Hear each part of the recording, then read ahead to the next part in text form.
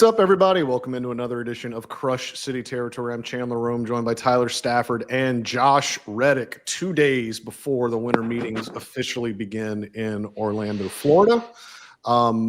We asked for, or I did. I went on the all important Crush City Territory Twitter account and asked for questions from you guys because, quite frankly, I think we've discussed everything that can be discussed about what the Astros need, what they should do, how they're thinking. I think we've done all that. We've done all that organically enough.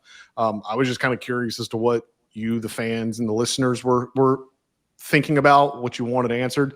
But before that, real quick. Wait, I'm sorry. You have access to the Crush City Territory account? I didn't even know we had that. That was the first time I had ever logged into it. I have no idea what that login is. I mean, I got the login like 2 weeks ago, and I have never. That was the first time I had ever logged into it. So, yeah, I technically. It's your burner account now. Yeah, for sure. You're right. Before that, real quick, this was not planned, but I think Josh, you'd be able to speak on this fine. On Sunday at the winter meetings, the Contemporary Era Committee of the Hall of Fame will meet. It's a 16-member committee.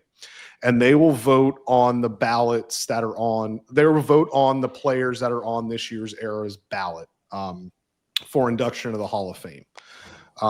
This is a ballot of players that includes Barry Bonds, Roger Clemens, Carlos Delgado, Jeff Kent, Don Mattingly, Dale Murphy, Gary Sheffield, and Fernando Valenzuela. They're on the Contemporary Baseball Era player ballot. They will need 12 of 16 votes, so 75% or more. They will need 12 of the 16 people on this panel to vote for them to get inclusion of the Hall of Fame. I think Barry Bonds and Roger Clemens are obviously the headliners there. Some other names stood out. Don Mattingly, obviously, Fernando Valenzuela for what he did. Dale Murphy. Gosh, so he's so underrated. Go look his numbers up. He's so underrated. Those all sound like Hall of Famers to me. What are we doing? I'm with you, Ty. I was saying all of them. Yeah. Okay.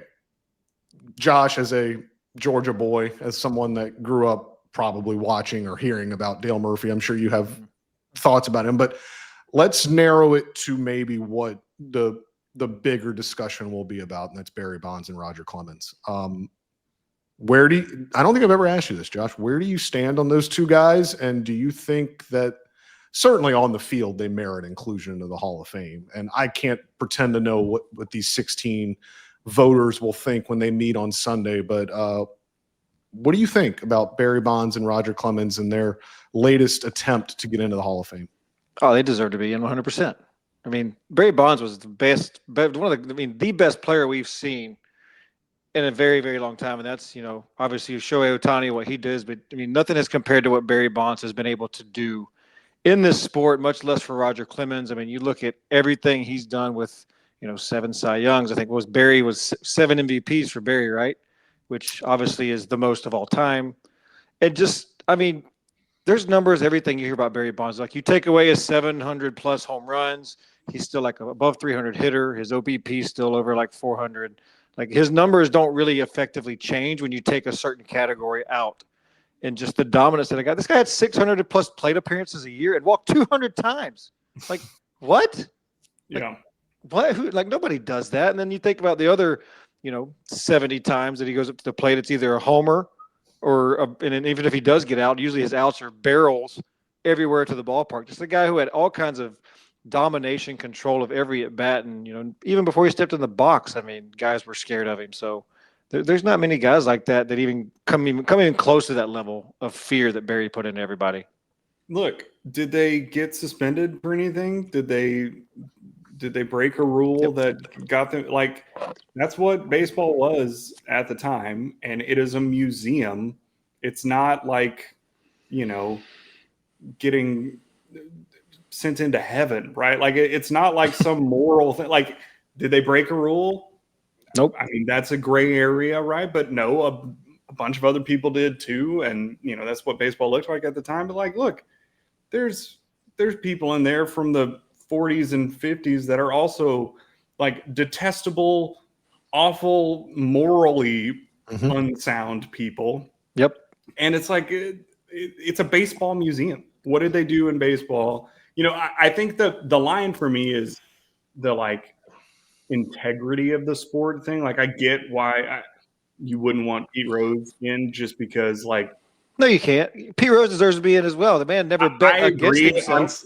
I'm saying that one I can see an argument for. I don't Right. see an argument for Bonds and Clemens and any of the steroid era guys. Because then at that point, it's like, are we just going to pretend that era just didn't happen? Like, what are we doing? I mean, there's people in the Hall of Fame that have been tied to it already anyway, but just because they're not Roger Clemens and Barry Bonds, we're eliminating. Like, we're not worried about it. Like, there's Rafael Palmeiro was one big one, right? I mean, he's not in, but he's not in yet. But I mean, he should be. Everybody is trying to there's gain plenty of people. I mean, yeah, like listen close, everyone. There are people in the Hall of Fame that did steroids. You may not know it. You may not have ever tested positive, but there are people in the Hall of Fame that took steroids. Like I can almost guarantee it. Oh, I can 100% guarantee it, but we don't name names in here because that's what snitches do. Mm.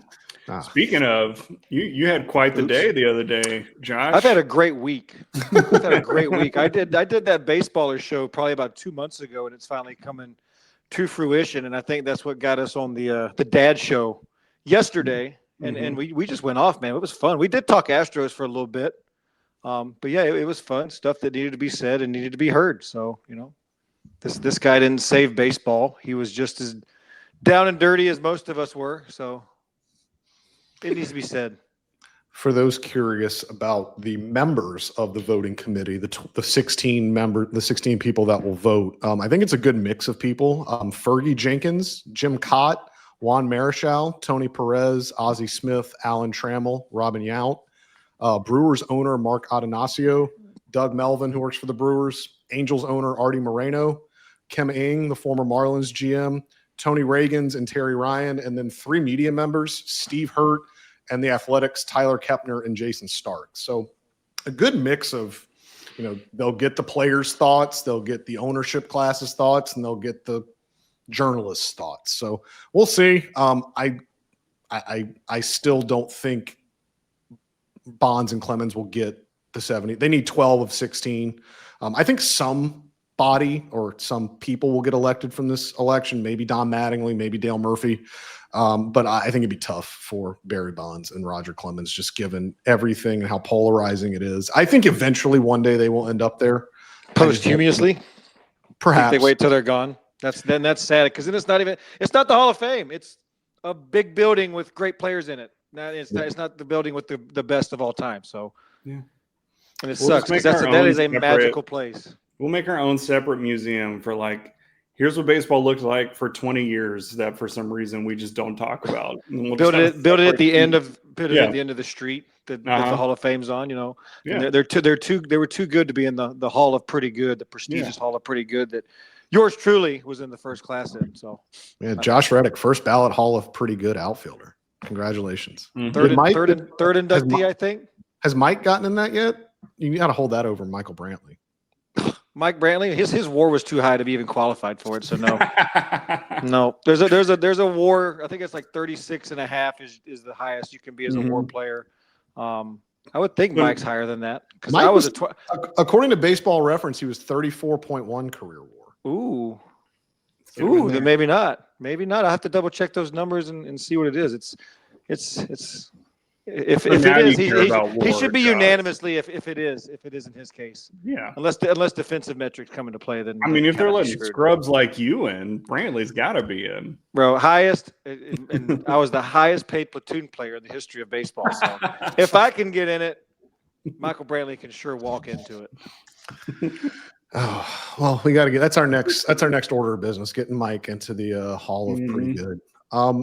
Before we answer you guys' questions, this worked on the last video, so we're going to do it again. If you could, right now, if you're watching this on YouTube, please like the video.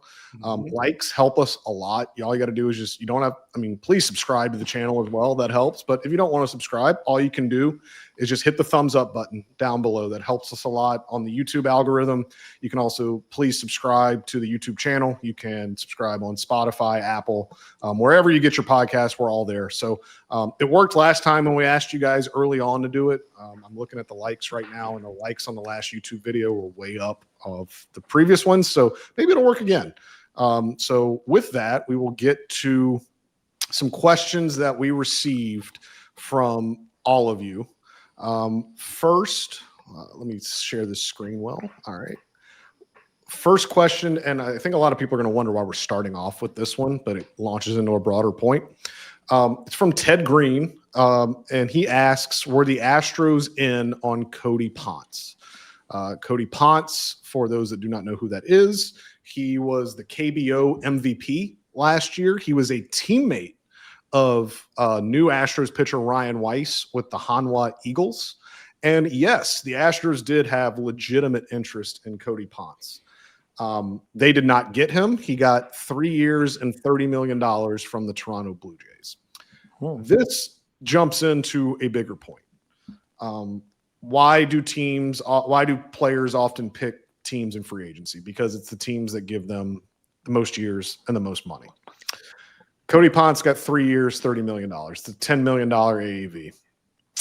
If the Astros can't win a bidding war, or if they can't get that done, if that's not something they feel comfortable doing, I'm not sure why there is any thought out there that they will seriously pursue one of these free agent starters that are out there. As we have said multiple times, they do intend to keep adding to their rotation. I have said and reported on numerous occasions that they believe the most ideal way to do that for them is via trade. They are looking for young, controllable starters via trade that they can, trade from their outfield. Jake Myers continues to be the name that you hear the most in terms of being involved in those discussions. But I think, Josh, it just reinforces that, they're not going to seriously look. They may be interested in Ranger Suarez. Ranger Suarez, who the Athletics' Tim Britton projects to get 7 years and $153 million. Yeah, no. Jim Crane's never given any player more than $151 million. People have asked about Michael King. Yes, both Suarez and Michael King are probably in the notch below the Fromber, Cease echelon. Mm-hmm. They're probably in a notch below that, but they're not playing in that pool. This is not going to be a situation where they are going to spend an exorbitant amount of money on a free agent starting pitcher. This is going to come via trade. It's going to come with moving some money, a little bit of money off the books to get a young, controllable starter in here. They're not going to the top end of the free agent market for starting pitching. Nope, they are not. They're not even coming close. If you can't sniff anything from what the Blue Jays gave Ponce, you're not looking at anything. Michael King is probably the most attractive guy to look at, but like you just said, they're not dishing out that kind of money for those kind of guys. They're trying their best to probably get rid of a guy like Jake Myers. It sounds awful when I say it like that. Get rid of, trade a guy like Myers, maybe try to package, Sanchez if they can get lucky, do something, and that makes it hard because you have two outfielders in the same package. But they've got to make some moves and back up that rotation. They have to have somebody to go in there and eat those innings that Fromber did so good at, good or bad, when he was having a rough outing or a good outing. He was always good for 6 or 7 of strong baseball. So it's going to take some hard work. But, man, this winter meetings is going to be the fast forward button considering what we've already not seen from this team.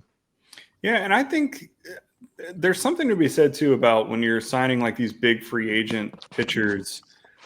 To me, if I'm an owner and if I'm spending that much money on somebody, that guy better be the best pitcher on my team. When you sign Josh Hader for that much money, Jim Crane is capable of getting the top free agent.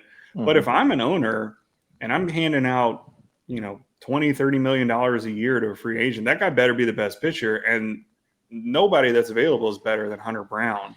So why would you pay that much money to bring in a guy to be your number 2 starter for this year? I mean, I understand competitively why you would do that, but I just mean psychologically that feels weird to pay that much money for somebody who is not even going to be your top guy on your team. And the Astros have just consistently had guys on their team that are better than most, if not every, free agent starting pitcher for the last few years. I mean, like, every once in a while, sometimes you'll get some nobody from Japan that you give $300 million to, and everyone gets upset. Always got to do that. You get.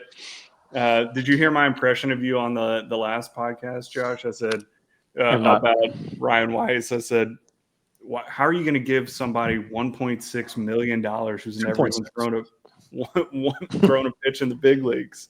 Yeah, I mean, look, the Astros are not signing these big free agent pitchers, and honestly, like, if you assume that you have a finite amount of money to work with, there are better places to spend that money than on a number 2 pitcher for your team. If you're looking at it that way, that makes a lot of sense to me.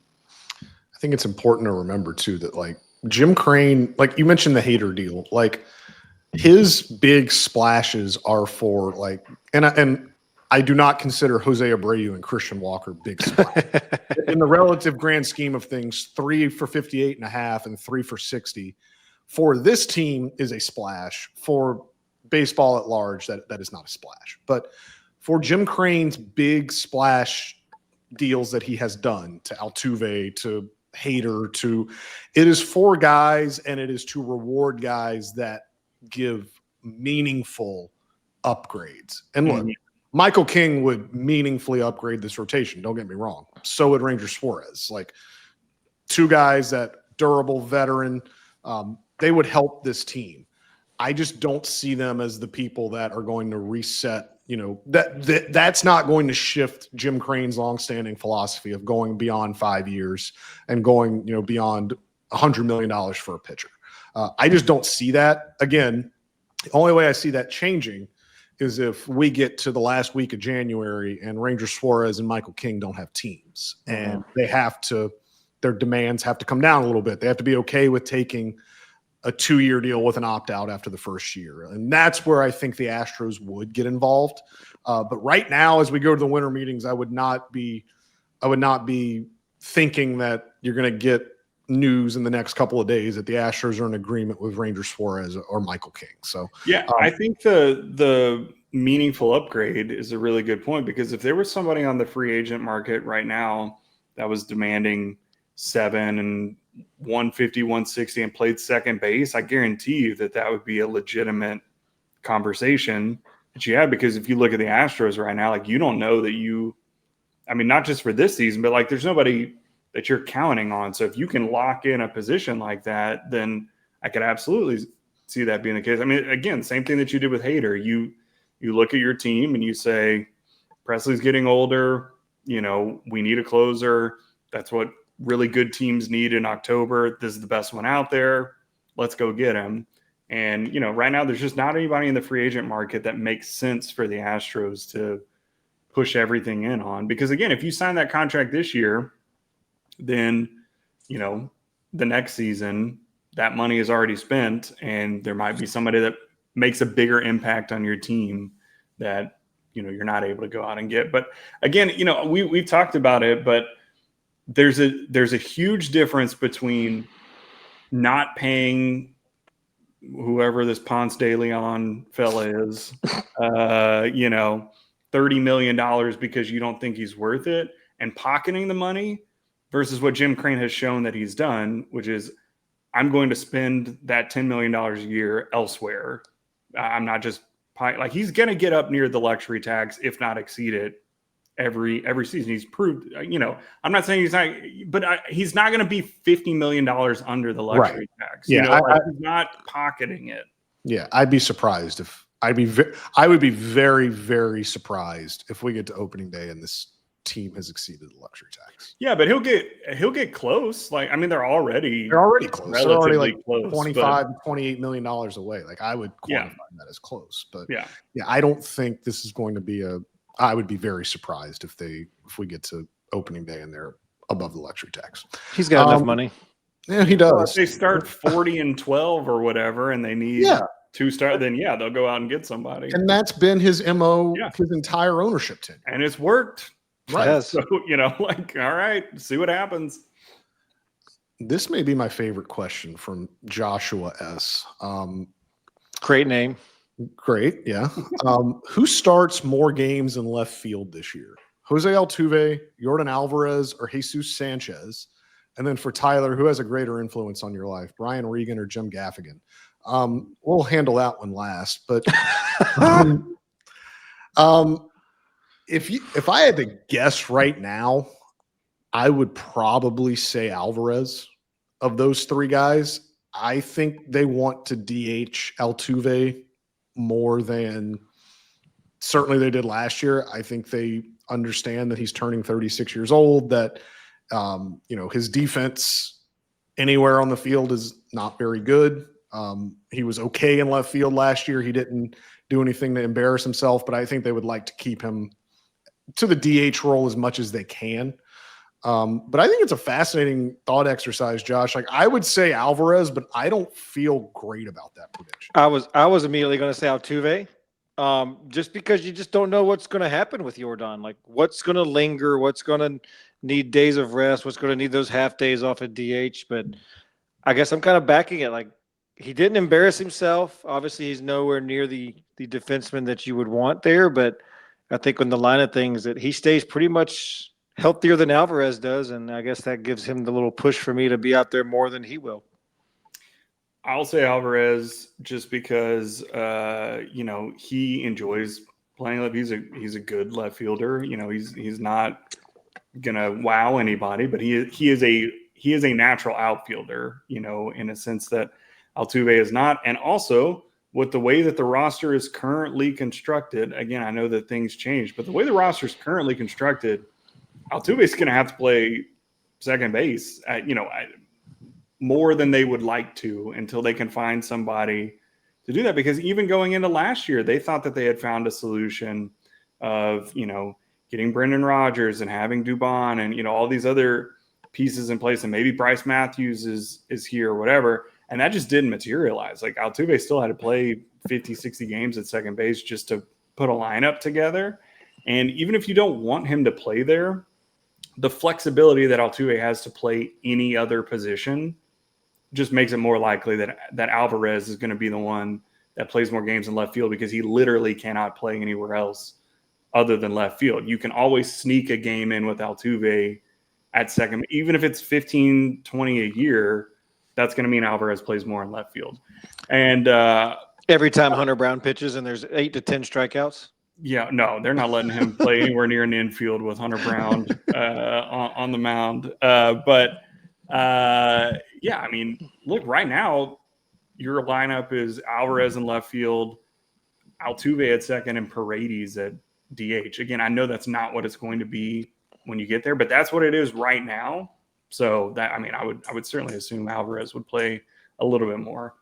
I think they're going to have to ask themselves, and this may be a crass way of putting it, but like, which player do they want to basically take the training wheels off of? Like, which player do you want to be less protective of? Of two players that you're paying a good amount of money, an astronomical amount in Astros terms, an astronomical amount of money to both Altuve and Alvarez. Two players that you have invested in as franchise-type cornerstones. Altuve is certainly one. Alvarez has the contract and the prestige to be a franchise cornerstone. Like, which player are you saying, all right, like, we've got to just let him play? Is it the 36-year-old Altuve who will do anything for the team, and he'll be available, you can get him out there, but all of his value is tied to his bat at this point? Or is it Alvarez, who is younger, who has had injury history before, but none of his injuries have come as a result of him playing defense? Yeah. Like, it's been it's been soft tissue stuff. As long as no one hides a home plate out in left field, he should be fine. So I think that's an interesting question, Josh. Like, which of those two players do they have to make a decision of, like, all right, we've got to take the proverbial training wheels off of one of these two guys and just let them go? Yeah, it has to be the younger Jordan. I mean, he's going to have less room for failure and getting healthy, I guess would be the so to speak. But who knows? This guy getting into a routine of playing outfield and getting his body moving instead of having to go up and down so much could be beneficial for him as a player that could, be out there for half the games of the season and then figure out what he needs to do. But playing more isn't always a bad thing when you're out there constantly moving, constantly thinking. You stay locked in a lot better than you would DH. That's my perspective. I hated DHing, but it just seemed like my body was more fluid and more in motion and better suited for constant movement day in and day out. All right, Tyler answered Joshua's other question. I appreciate just knowing that Brian Regan and Jim Gaffigan have made it without me ever saying that, because you are absolutely correct. I think those are the first two comedians I ever saw. I used to watch them on. Oh, they're comedians? I thought they were musicians. Oh, no, those are both stand-up comedians. I was just going with what I was already just saying. What I wasn't saying anything. I already knew who these guys were. Brian Regan, just classic. Oh, I know who Jim Gaffigan is. Yeah. Oh, okay. Now that I Googled him. All right, go ahead. Now you know who Jim Gaffigan is. That's his little voice. Love both of those guys. I have technically opened for Brian Regan, not really, but I was in a choir at Texas A&M called the Singing Cadets, not to brag. But tenor or soprano. He was so happy. He was so happy he froze for a bit. No doubt. No, that's hotel Wi-Fi. Sorry. I'm technically open for him in that I was in a choir at A&M called the Singing Cadets, and we sang before one of his concerts. So I'm taking that as opening for him. That's an opening. I'll take it. But I love both of those guys. John Mulaney is another huge comedian influence for me. I actually just got tickets for Rory Scovel. He will be here in Houston in January. And if you like the other people that I've talked about and you like my sense of humor, Rory Scovel is probably a guy that you would like if you've not seen him before. But feel free to, at any moment of any day, tweet at me and ask me questions about stand-up comedy, improv. I'll talk Dropout TV with anybody out there. We can talk anything you want about very alt niche comedy. Yes. You have niche interests. Niche. I could have never envisioned. Yeah, right. That. Yeah. All right. Next from a Twitter user. I don't even know. 27 is the person's Twitter name. Mm-hmm. How many moves do y'all expect them to make? And do you think a majority of what we're doing will happen during the winter meetings? Second part's impossible to know. I will say this: Dana Brown in his tenure has shown that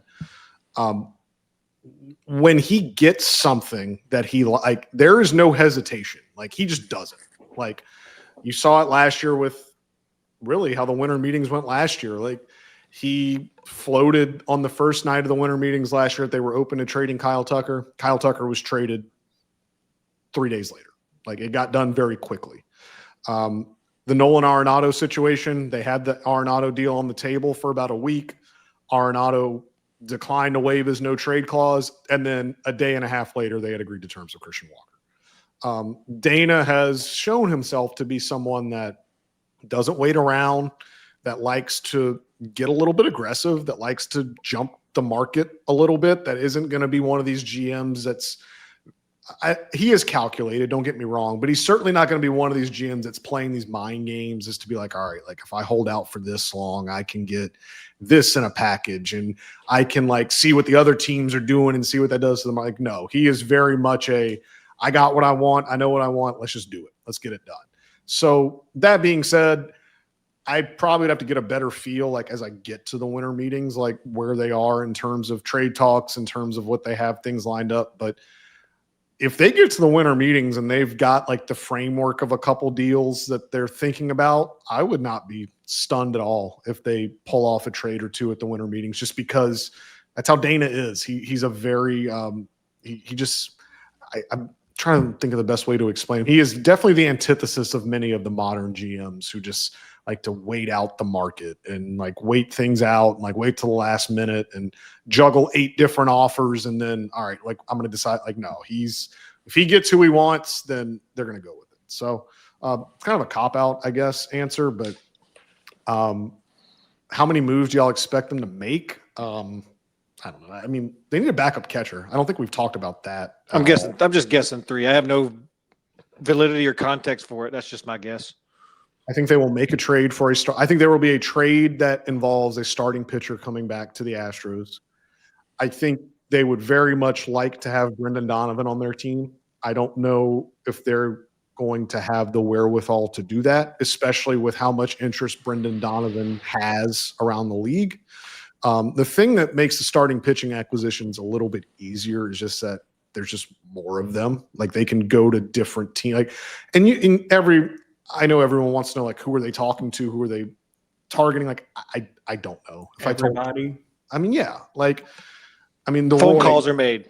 Look, outside of like the top, 40 or 50 pitchers, basically everybody is available for the right. Like, if somebody called the Astros and were begging for, whoever, Colton Gordon or AJ Blueball or who, that guy's available. Like, if you want somebody that badly and it'll help your team, you'll find a way. So yeah, they'll get somebody, but who knows who it'll be. Yeah. Everybody can go look on Roster Resource and go look at all the talk out there. The Royals have a surplus of starting pitching that they would like to parlay into an outfielder. That certainly makes some sense. The Pirates are in that camp, but they made a deal last night for that person that's nicknamed the Password because he has that long first name that no one can pronounce. Justin. Yeah, he was the outfielder that they sent, but they sent one of their surplus starters to Boston in that deal. You look at that deal, and that is sort of along the lines of what the Astros are trying to do. They're trying to offload, and that Password, I'm just going to call him the Password because that's what it's a great nickname. That's what he is. It's really good. But that Password kid, I think he's taken 5 at bats in the big leagues, so he's got 6 years of control left. Pay him $100 million. Maybe the Pirates ain't going to do. The Pirates ain't going to do that. That's true. But it's maybe not an identical parallel because if you're trading a guy like Jake Myers, he's only got 2 years left. But the Red Sox got a prospect back in that deal as well. So the Pirates have other guys. They have other surplus starters. They're shopping Mitch Keller pretty extensively, but Mitch Keller has a pretty lengthy and lucrative contract extension that he signed. I'm not sure if the Astros will be willing to absorb all of that contract that Mitch Keller has. Those are just 2 names I mentioned, but what I'm getting to is those are what's out there. You don't know what other teams are thinking about. There are other teams that operate pretty stealthily that don't talk like this, that don't forecast out there, we need this, this, and this. It could be, now that the Blue Jays have rebuilt their rotation, Jose Barrios is expendable. He's probably in the same boat as has a contract that the Astros don't want to absorb, but the Astros and the Blue Jays have made trades before. Don't need to remind everyone of the one they made a couple years ago that everyone got very mad at.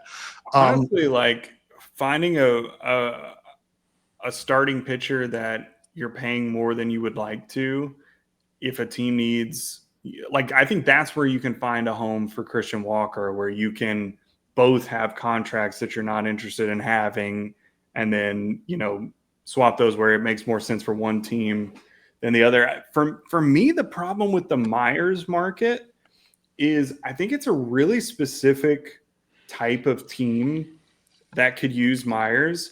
It can't be a bad team because he only has 2 years of control left, and you're not going to bank on. Well, you have to remember, Tyler, at this time of year, aside from the Rockies, maybe no team thinks they're bad, right? But I just mean trying to win. Yeah, but it can't be that, and it also isn't going to be the upper tier teams necessarily, because he's not good enough to be the splash that those teams need that already have a really good center fielder. So I don't know. I know we talk about him getting a lot of traction, but to me, it's a more narrow,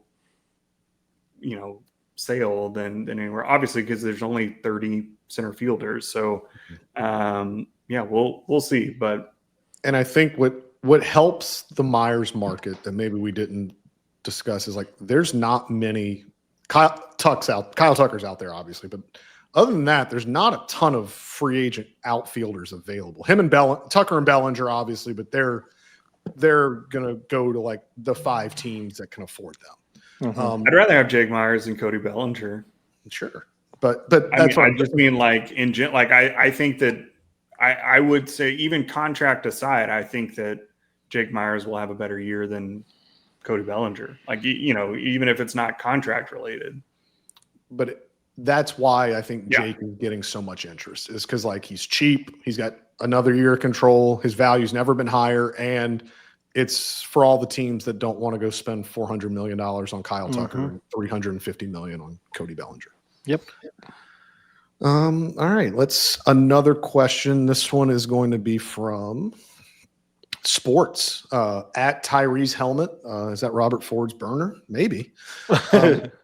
Do you think Espada and Brown essentially being in a prove-it year could affect how they go about this offseason? And if so, in what ways? I think it's an interesting thought.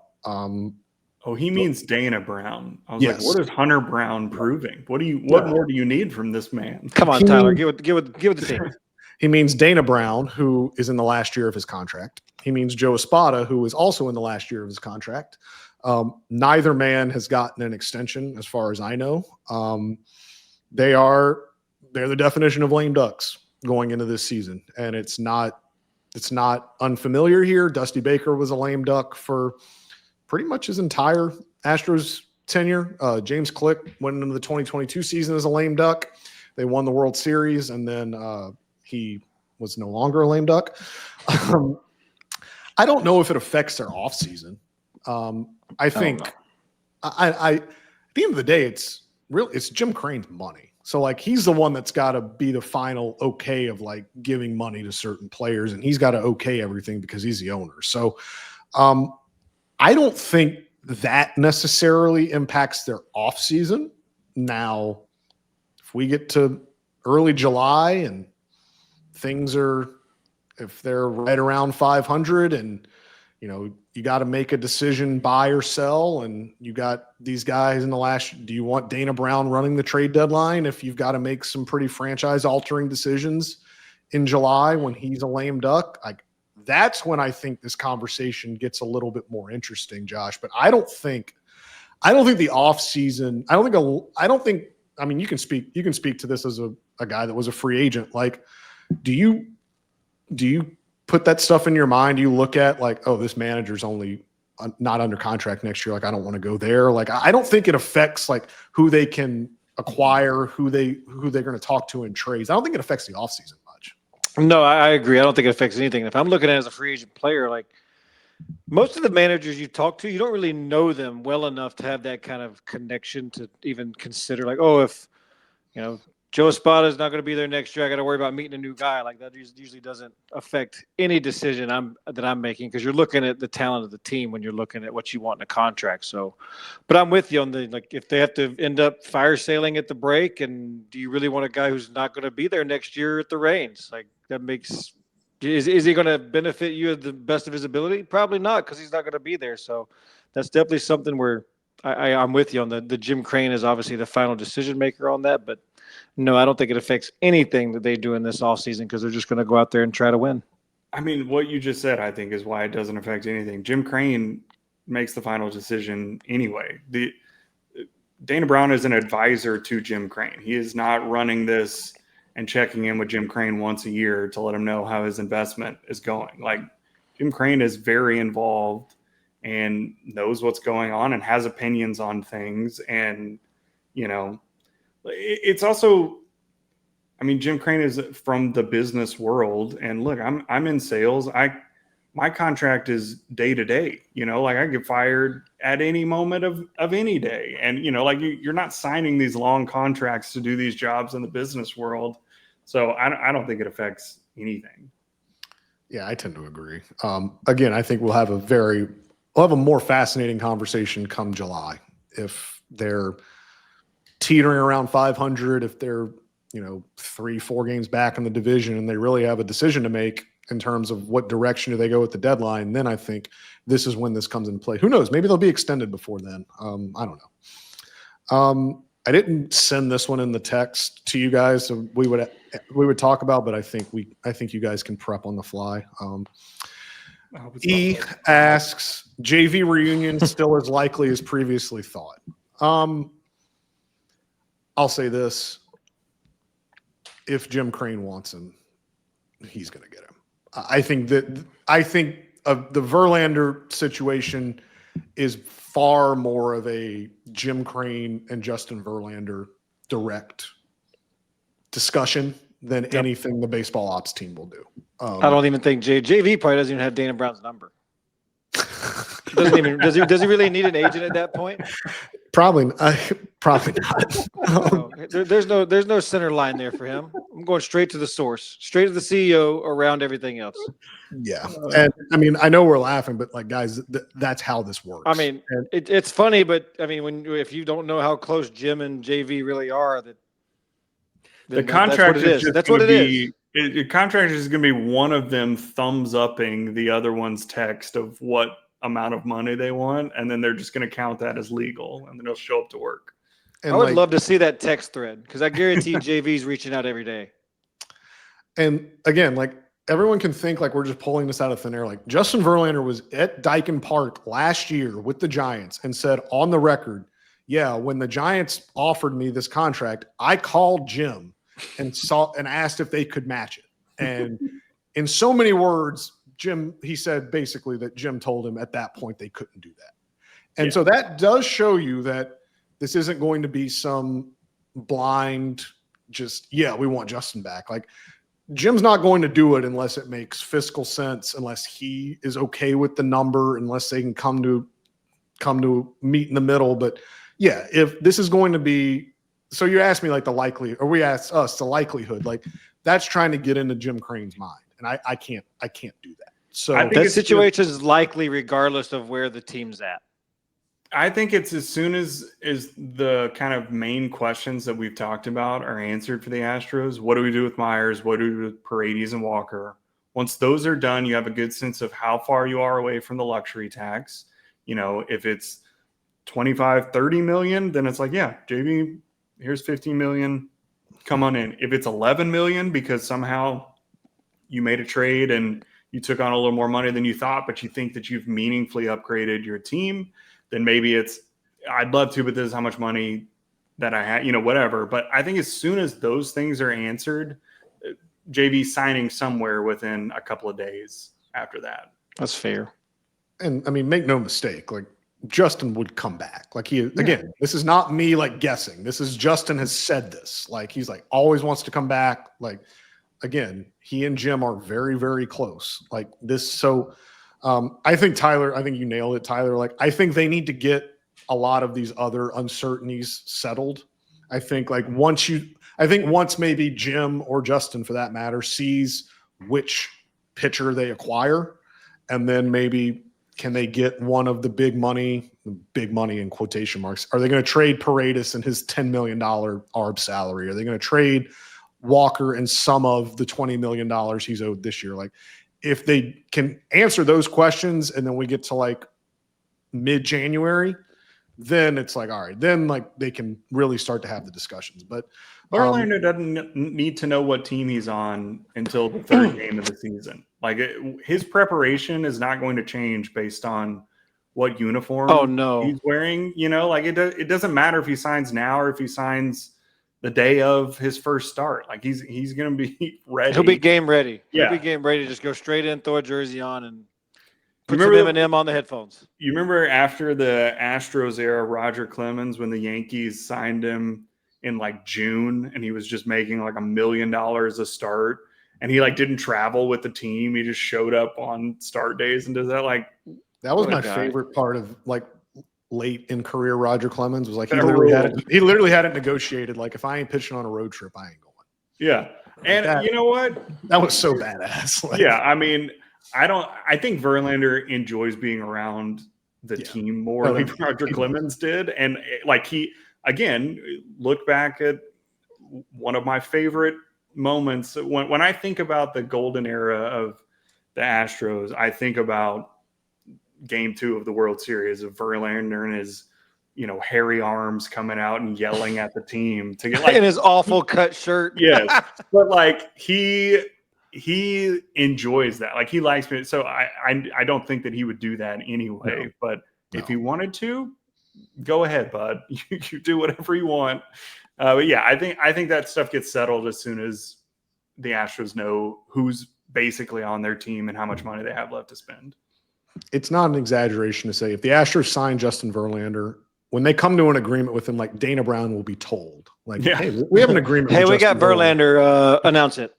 Yeah, that will be how that goes. That's pretty much how it will be. The phone number I thing was really funny, question. Josh. I want an extension question to you guys off of that. He's 34 away from 300. No, He's not going to get it this year.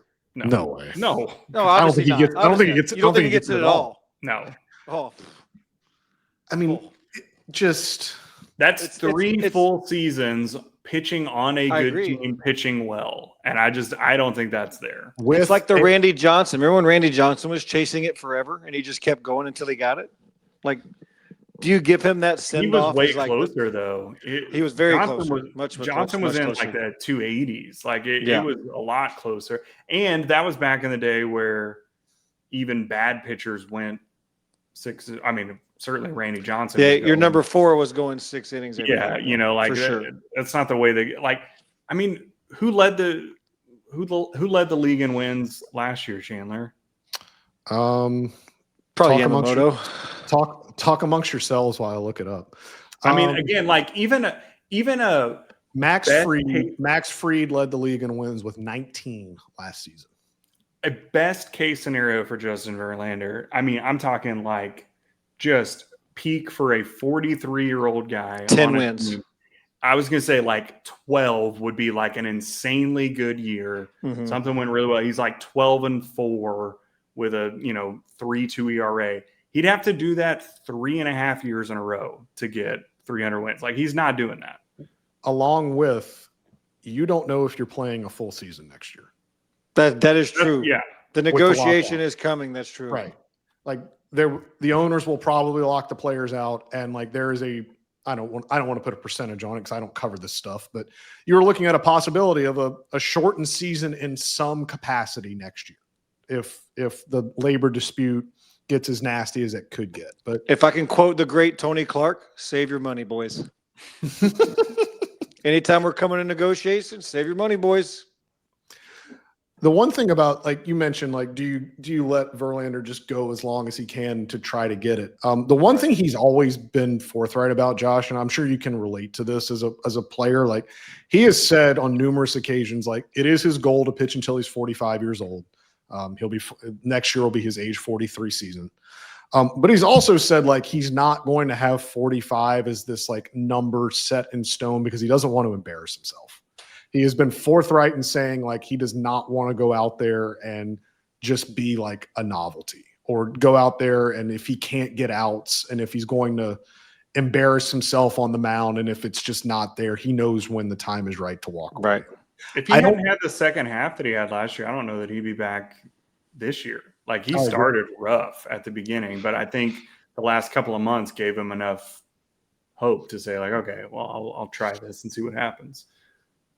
Yeah, I mean, I think, Josh, you know this. Like he wants 300. That is a number that has been in his mind. That has been a number that he has chased for a very long time.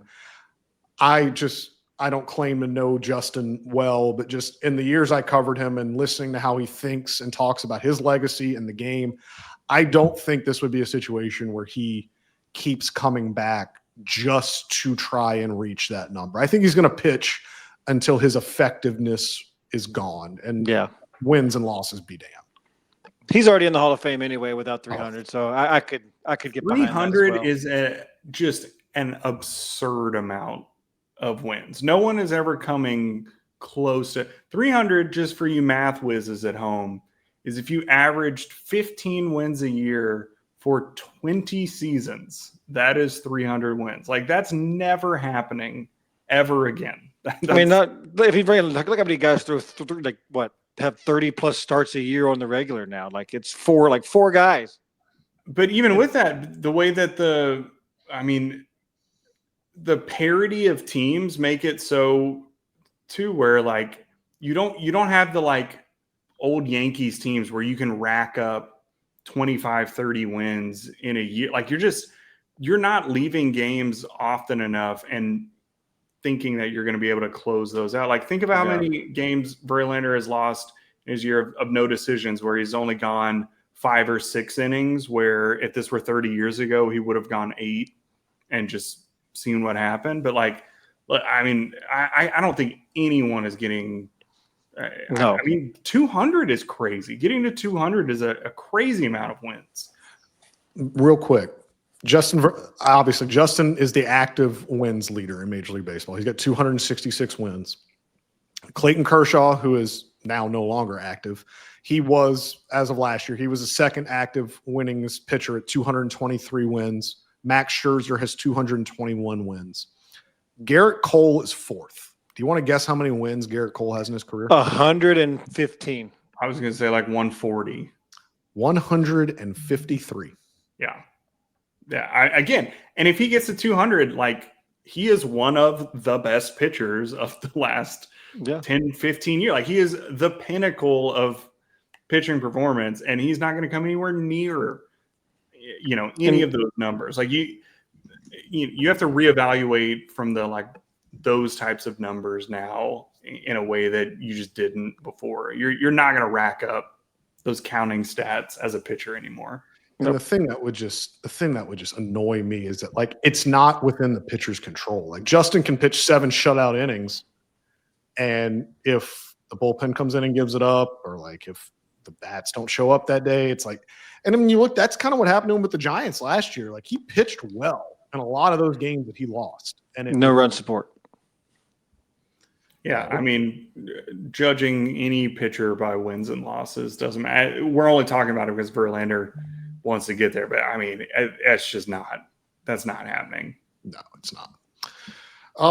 So real quick, this is not breaking news. Please don't overreact, but the Astros have cleared 2 spots on their 40-man roster. They outrighted Taylor Trammell and Logan Van Wide at AAA Sugarland, which means they will go to the winter meetings with 38 players on their 40-man roster.